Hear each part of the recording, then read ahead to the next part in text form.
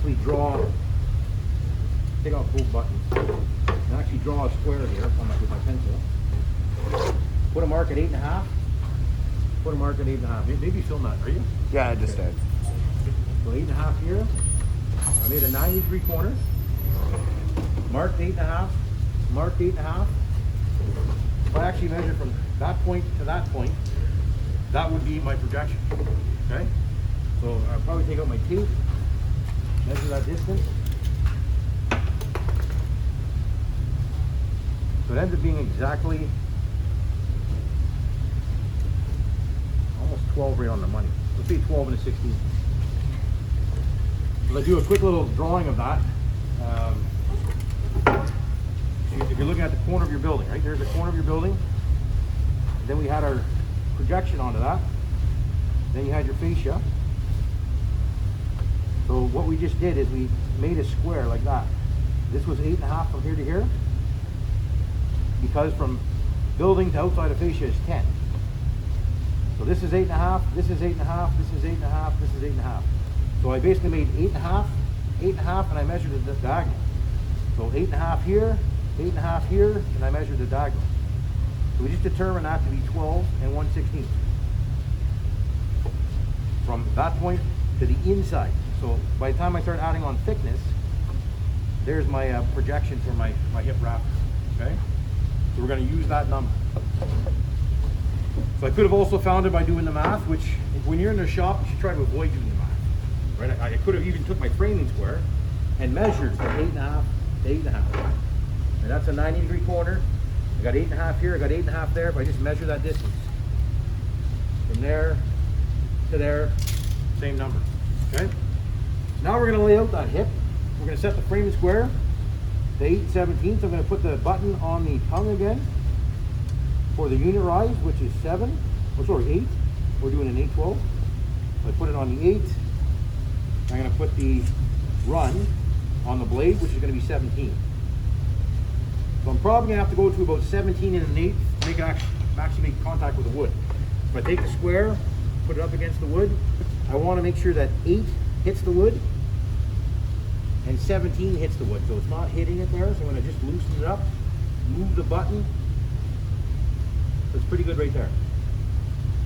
So I'm going to add about actually 17 and a 16th to make sure that 17 hits the wood.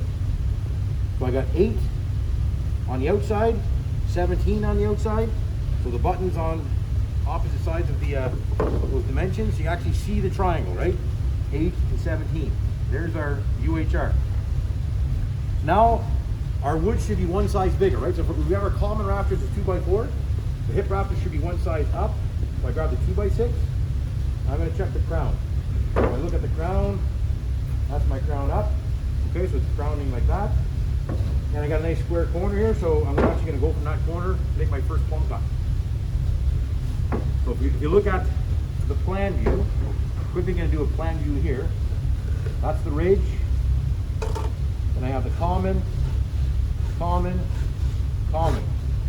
Put the center lines in there. Put the center lines in there. And we're going to be laying out, maybe I should turn that around actually, so it matches our drawing. We're making a hip rafter out of the top of the rafter, and we're going to lay out coming out of this corner here. So a center line for the hip in that direction. Right, I'm going to add on thickness, with 3/4 inch on either side because it's 1.5 inch material. There's our hip rafter. That's a common, common, common, and that's the ridge. Does that kind of make sense? Right? Common, common, common, ridge, hip. So we have that line that we have to do first. Then we got to go to that point. Then we have to go to that point. Okay, so we're going to start by point 1. So I'm going to draw a plumb line right at the corner, which represents that line right there. From that corner, let's call that line 1, which is the center of the ridge. From there, I can hook on and measure my LLHR. We'll get right away so we don't grab the wrong line. I'm going to hook on to that point and measure 37.5. We predetermined our LLHR to be 37.5. So we'll measure that distance. And then from there, another plumb line. Ben? You watching, eh? I'm going to make a plumb line there. That's going to represent the outside of the building. From there, we have to drop the rafter, right? So let's get that out of the way right away. You first have to use the exact same stand as you did on your commons. What's our stand? 2 7/8. 2 7/8, right? So from the top here, I'm going to go 2, so that's 1, 2, and then 7/8. So right there, that's my common rafter stand. And then what I should do is I should bring it this direction. I bring it this way. When it hits the top of the rafter, I come back 3/4 of an inch. When it hits the top of the rafter, I come back 3/4. So there's my 17. So I'm going to come back 3/4, which brings me to here. At that point, I got to 90 it up. So I'll slide that over, 90 that up. I'm kind of going to maybe just flip that over so you can see. So I measure down 2 7/8. From there, I shot out at 90 till it hits the top rafter's edge. From there, I come back half the thickness of the hip. So half the thickness of the hip, which is 3/4 of an inch. So back 3/4, make a 90, 90 that up. Then I'll carry that line back on the other side. Now that'll be my dropping distance. So 2 7/8, all the way out till it hits the top edge. Back half the thickness of the hip, 90 it up, then carry that back across. Okay, so I'll then take my square, make sure my buttons are both touching, take that line over and shoot it on the other side. So that's the top of my rafter, right? So remember, crown up. I should have wrote top here. Top faces me. My bird mouth has to be on the bottom. So I have a big bird mouth here. So a lot of people cut out the wrong side here. This one's really easy to mix up because you actually brought a line on this side now. Which one's my bird mouth? The bird mouth is never on the top edge. Bird mouth is on the bottom edge. So by writing top here, you know you're not going to be cutting the bird mouth at the top. And if you do, well, you're not paying attention. Okay? That makes sense? So common rafter stand, carry it through, back half the thickness of the hip, 90 that back up, carry it back across, and then we cut for that new line, the new line. That drops the rafter into plane. So we got to do the projection next. So that's why we did this work. Right? We determined that from here to here is 12 1/16 to the long point. To the long point. So that's 8.5. That's 8.5. Diagonal that is 12 1/16. That means I got to come over here and measure my projection as 12 1/16. That's plumb. That's horizontal. Now I just go 12 1/16. Bring me to there. So I do a little crosshairs. I'll slide that over if I have enough wood. I don't, so I rotate around. I'm going to rotate it around. Make sure I'm parallel to my plumb cut here. Bring that over. I can double check, make sure it's 12 1/16 here. What does that give me? That gives me center of rafter. So if I flip that over, this is where the hip gets a little complicated. That's the center of the rafter, right? If you look here on this drawing,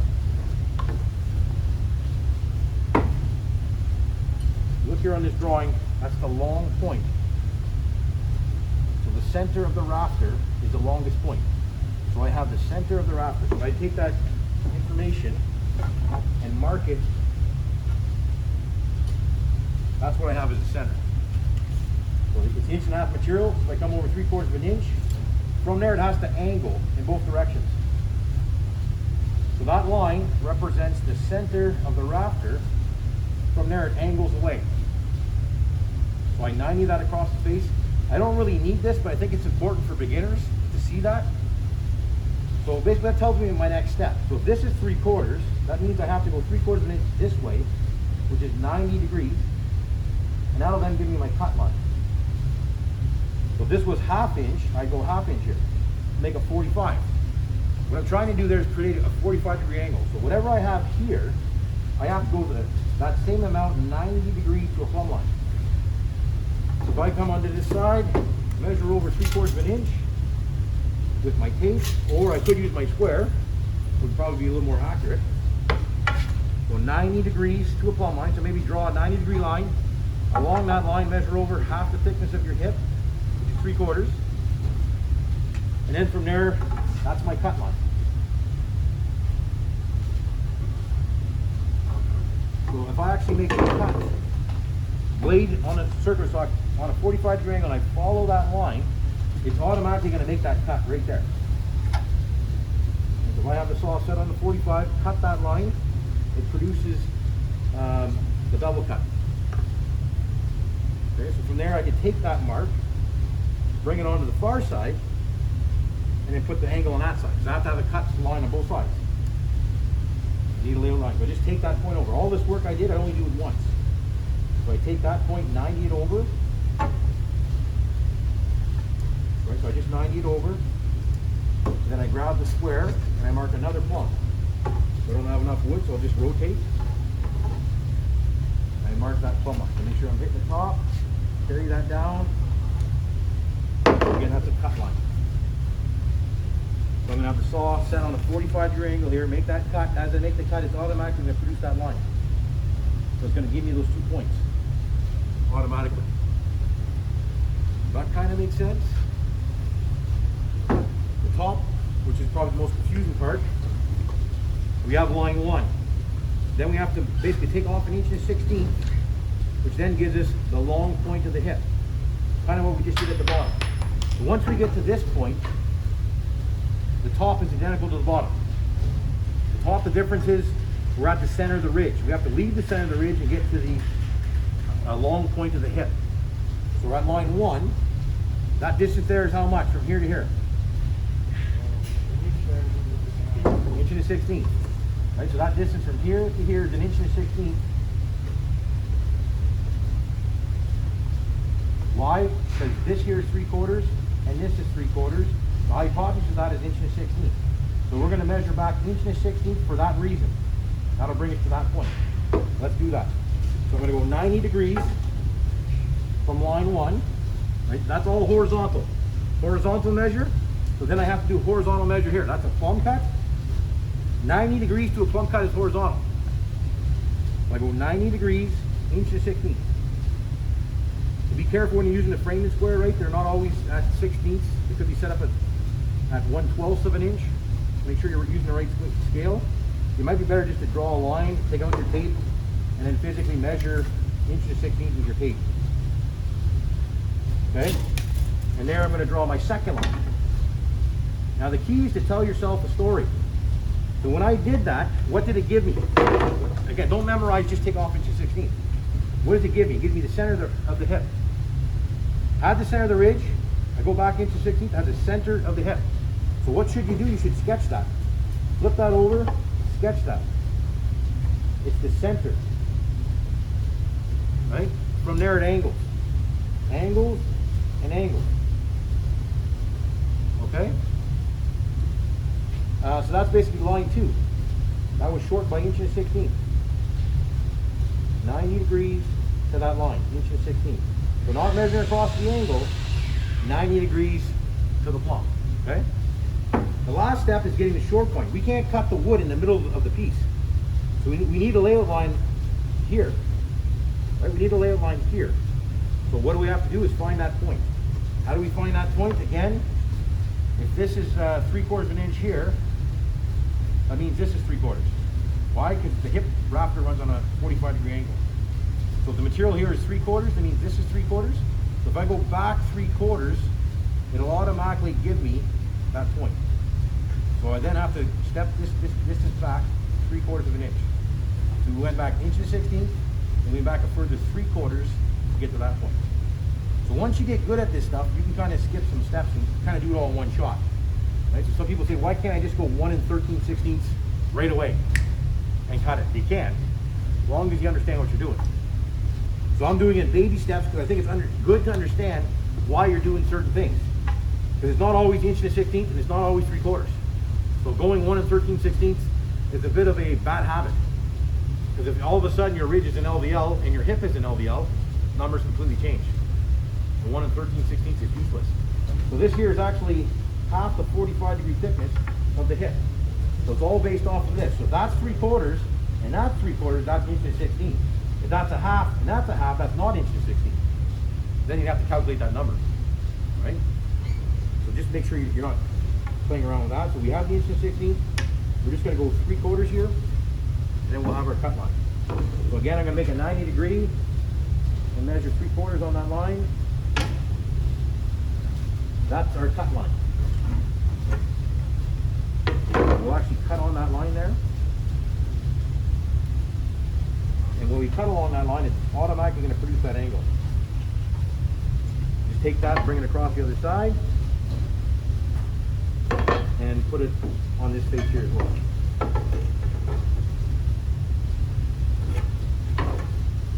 Again, the cut line.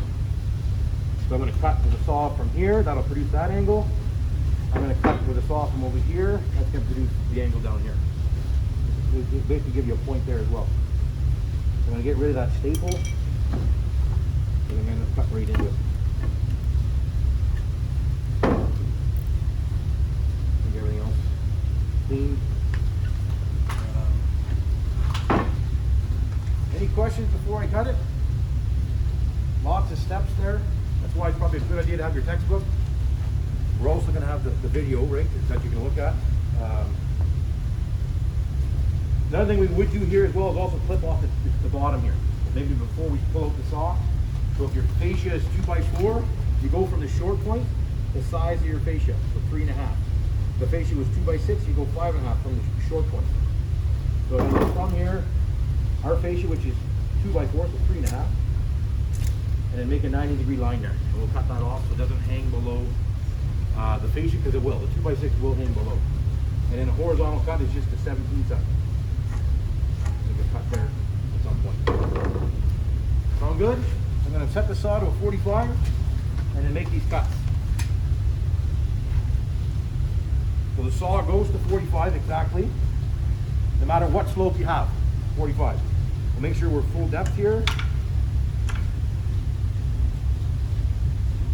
And then I'm going to go ahead and make my cuts. I might just grab a clamp with this I brought. Probably not a bad idea for the hip. You need to actually grab the guard almost in every cut here. So I'm going to leave that hang out so I can make that cut. I'm going to clamp it at this end. So there I can make sure I got good control of the saw. So I have it on the 45. You can kind of see what I need, right? So my sketches on the edge are just guesses, but it's telling me what I have to do. The common error that a lot of people do is they have a line there, they're not sure what they're doing. They don't put marks at the top. So if I went to do this, right away I look at my sketch, that's wrong. Right, I can't cut that way, I gotta cut this way. See what I'm saying? Right? So the sketch at the top is good for when you first start cutting these pieces. So that's gonna slide away, you're gonna throw a nail in it rather than another clamp. Just to stop it from sliding. I'm gonna go ahead, I'm gonna cut from here following that line. Okay, so we'll start it up. And when you're cutting here, you're looking in here. Right, so this one here, you're not down there looking over here. You're looking right through this hole here. So if I pull up the guard, I'll be able to see that hole right here. So I'm looking right down here. So I'll get that rolling.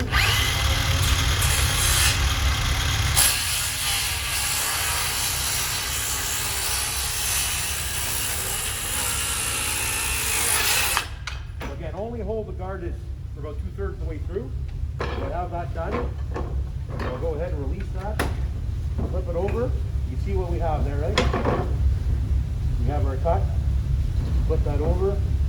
Do the same. So now I'm going to cut that direction. Get that clamped in. So I'm going to cut following that line.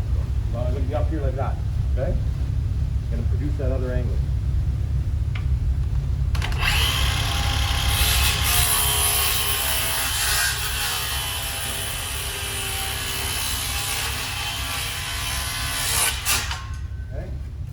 Give you my nice point. We'll just take a look.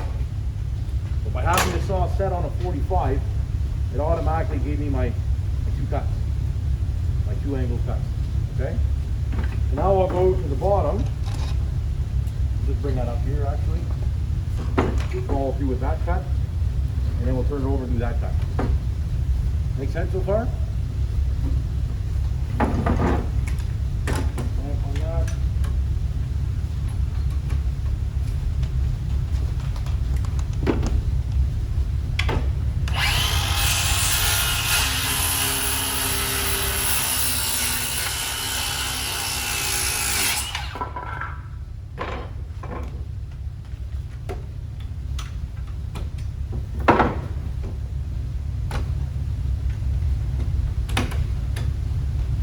Same thing, come over here, cut that.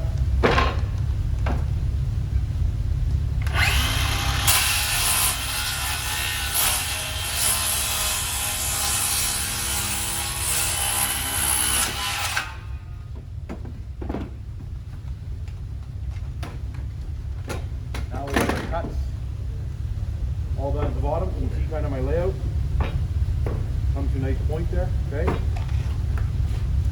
Then we'll just go ahead and cut the bird bone. Remove that, and then we can go ahead and fry it, okay? Put that back on 0. I'm gonna make that cut stop, finish with the hands up.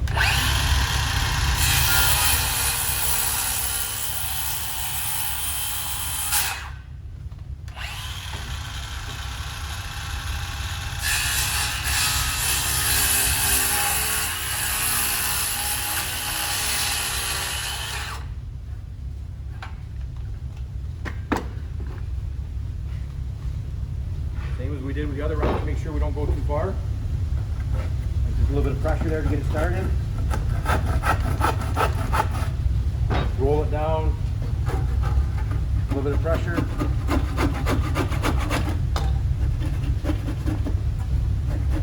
Clean up that corner without overdoing it. And then the last thing I do is cut off this little tip here.